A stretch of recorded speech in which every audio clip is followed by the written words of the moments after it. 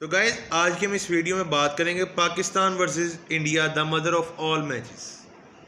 तो आपको जैसे कि पता है कि कल मैच खेला जाएगा, लेकिन गाइज फ़िलहाल तो हम कुछ नहीं कह सकते क्योंकि आपको पता है रेन रेन गो वे, हमारी सारों की दुआएं तो यही है, रेन रेन गो वे, रेन रेन भागो यहाँ से। बिकॉज मैच होने दो एमसीजी में, मैच में रेन खलल पैदा कर सकती है, लेकिन फ़िलहाल की जो रिपोर्ट्स हैं वो बता रही हैं कि मैच होगा कल इंशाल्लाह। और वो आपको पता है कि हम सारों की दुआएं कि पाकिस्तान वर्सेस इंडिया का मैच होना चाहिए, बिल्कुल होना चाहिए।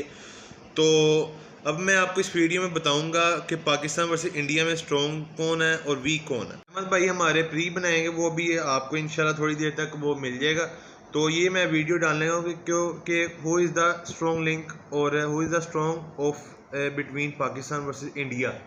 तो भाई सबसे पहले तो पाकिस्तान की बात कर लीजिए।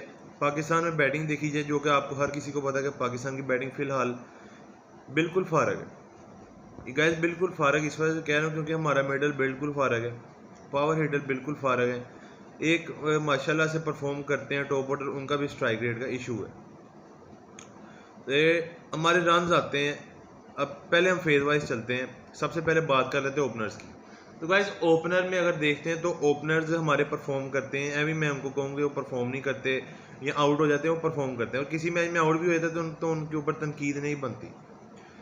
तो अब बात कर लीजिए बाबर और रिजवान की, क्योंकि रिपोर्ट सर इन्होंने ही ओपनिंग करनी और बनते भी यही हैं। अब कोई नहीं, यानी कि वर्ल्ड कप इतना बड़ा टूर्नामेंट आप किसी और से ओपनिंग करवा दो, ये ऐसा हो नहीं सकता और ये गलत बात भी होगी। तो ओपनिंग इन्होंने ही करनी है।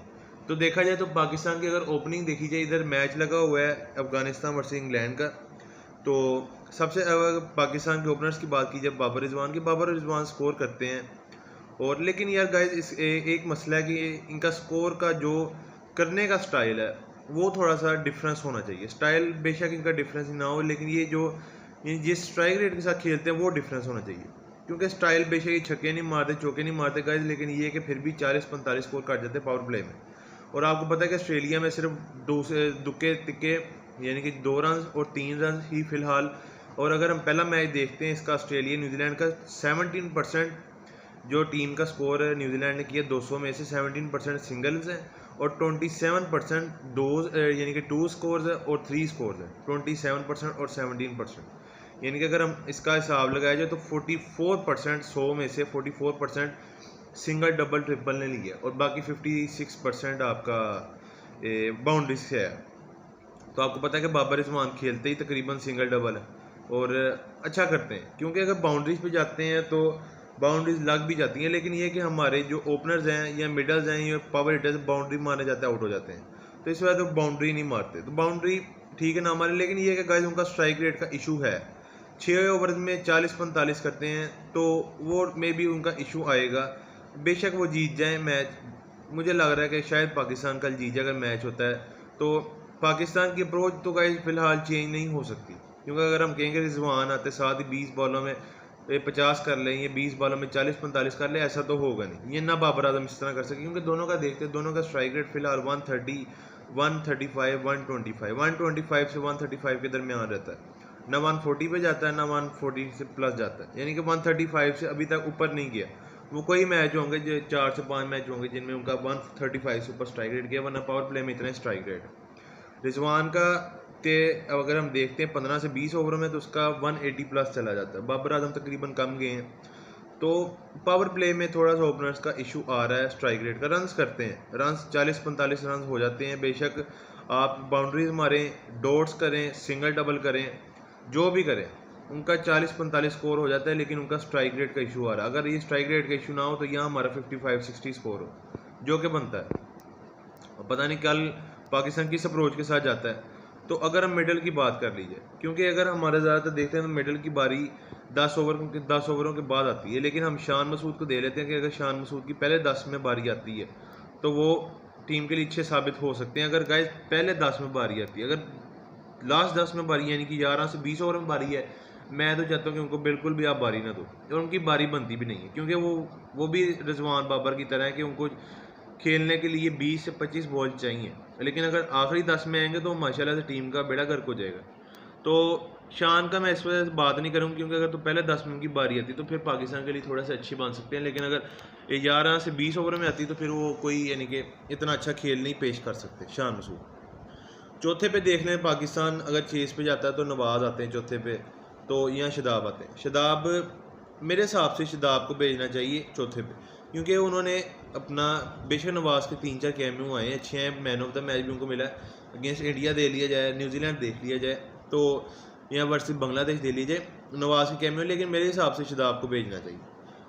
और पाकिस्तान का असल मसला आता है 4, 5, 6, 7 पावर प्ले का इशू, टॉप ऑर्डर्स का 10 ओवरों का इशू, 3 टॉप यानी कि टॉप ऑर्डर यानी कि फर्स्ट, सेकंड, थर्ड अगर ये आउट हो जाते हैं फिर मिडल परफॉर्म नहीं कर पाता, क्योंकि उनको टाइम एक चलें आप ऐसा कर लेंगे अगर हम कहते हैं क्योंकि बारी देर बाद आती है मिडल की, लेकिन जब भी बारी आई है वो परफॉर्म नहीं कर पाए। यानी कि अगर 5 में से 1 मैच भी मिडल ऑर्डर को मिलता है पहले 10 ओवरों में आने का, तो लेकिन वो बिल्कुल भी एक्सपोज हो जाते हैं।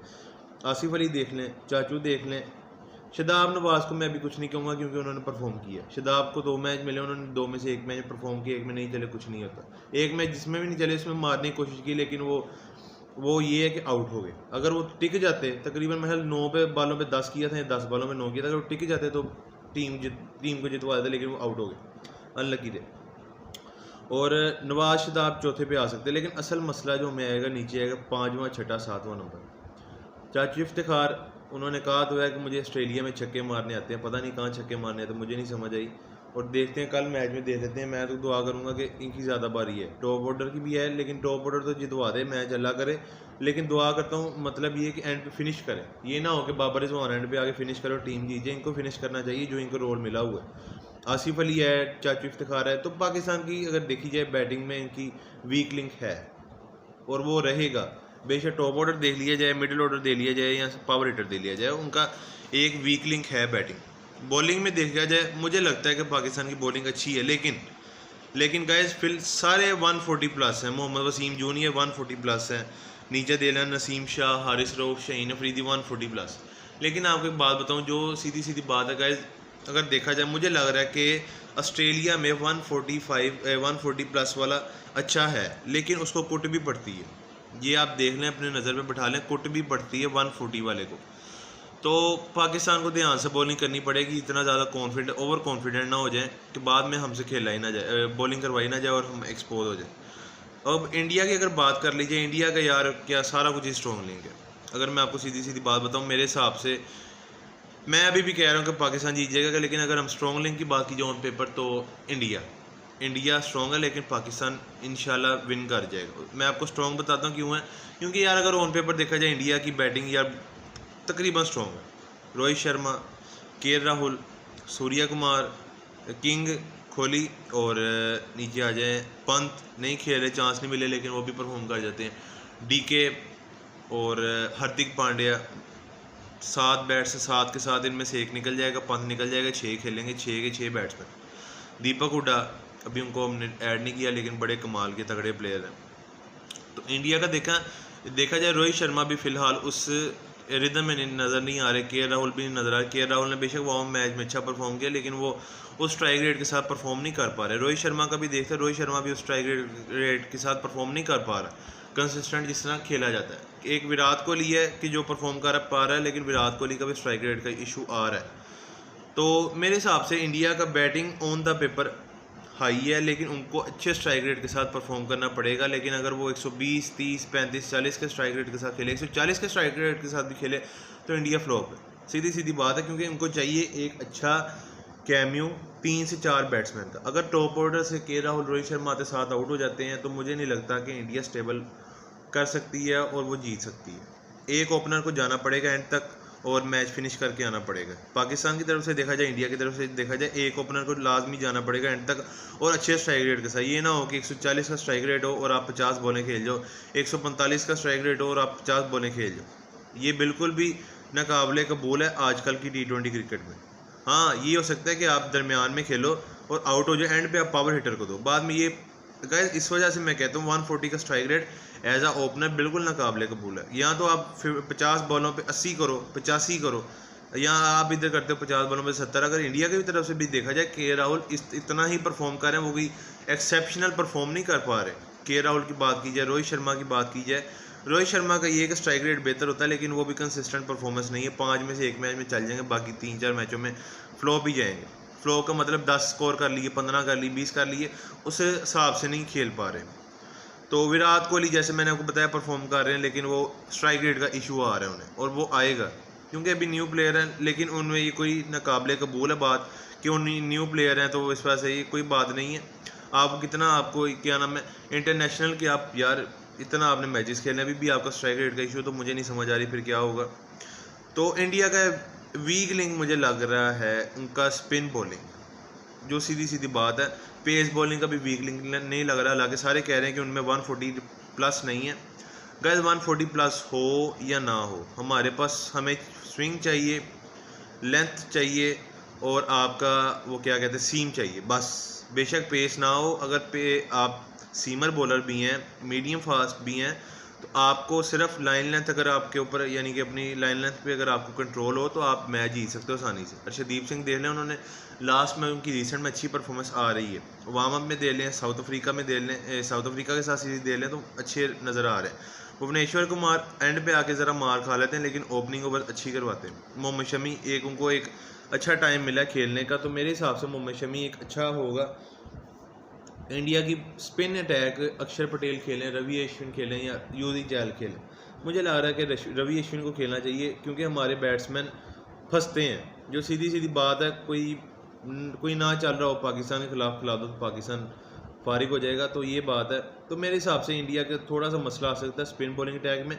अगर ऑन पेपर देखा जाए, इंडिया फ़िलहाल 60 नंबर दूंगा मैं और 40 नंबर दूंगा पाकिस्तान को। लेकिन अगर मैं आपको अपना ओपिनियन दूँ, तो पाकिस्तान कल का मैच जीत रहा है। बेशक 60% इंडिया है ऑन पेपर, 40% पाकिस्तान, लेकिन पाकिस्तान कल का मैच जीत रहा है। क्योंकि आपको एक बात बताऊं, बेशक पाकिस्तान की अप्रोच डिफेंसिव रहती है, इंटेंट डिफेंसिव रहती है, लेकिन पाकिस्तान को सबसे ज़्यादा बेनिफिट ये हुआ कि हमारे जो टॉप 3 शान मसूद, बाबर आजम, रिजवान, इस सिंगल डबल पे यकीन रखते हैं, और वहाँ चाहिए ही तकरीबन सिंगल डबल है।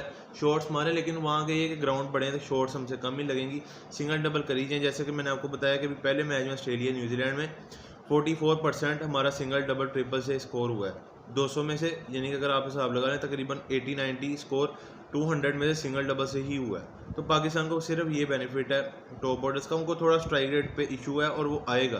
क्योंकि अगर देखते हैं, जैसे मैंने आपको बताया, बाबर रिजवान दोनों का स्ट्राइक रेट सेम, अगर एक का स्ट्राइक रेट 150 से ऊपर हो, फिर ना कोई रिजवान पे तनकीद करे, ना बाबर पे करे, ना शान पे करे। बस मसला ये आता है कि दोनों का स्ट्राइक रेट एक जैसे हैं बाबर रिजवान के, तो इस वजह से उन पर तनकीद आती है। वैसे ये हर वाइज देखा जाए तो पाकिस्तान की बैटिंग अच्छी है, लेकिन अगर ऑन पेपर जैसे बात की जाए, बैटिंग बॉलिंग भी देखी जाए, फील्डिंग देखी जाए, स्पिनिंग देखी जाए, फास्ट देखा जाए, तो इंडिया फ़िलहाल ऊपर है। लेकिन अगर मैं आपको, जैसे मैंने आपको पहले बताया, मेरे ओपिनियन में पाकिस्तान कल जीत रहा है। अल्लाह हाफिज़।